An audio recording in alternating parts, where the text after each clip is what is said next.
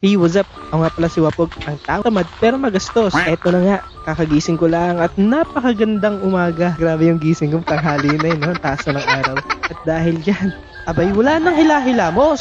Ay di are, tinulungan ko na nga ang tatay mag-ayos ng pagbibilaran ng palay.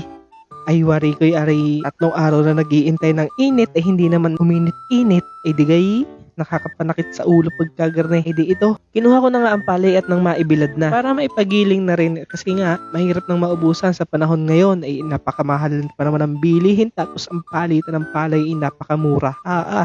Ay talagang mapapakamot na nga laang sa ulo kapag kagarne. Hindi ito na nga ay ako kumuha na laang ng aking ano kang tawag doon? Suklay. Suklay daw.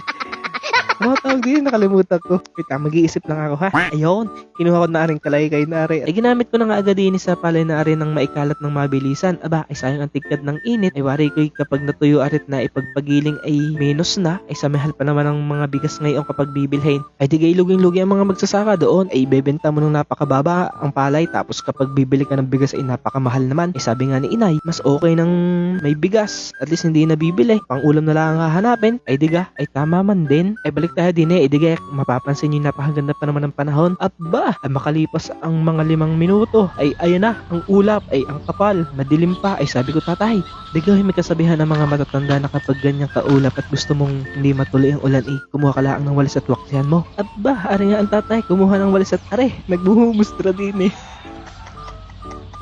nagwawalis sa langit. Malalaman ho natin kung talagang totoo nga ho yung pagwawalis na rin ng tatay. Abay, makalipas ho ang ilang minuto. Ay, are! ay, sobrang kapal ng ulap. Aba, ay epektibo pala iyon. Abay, nag-ipon-ipon ho yung ulap. Dapat ho pala ang tatay gumamit pa ng daspan at inilagay doon sa timba para hindi na kumalat. Ay di, are!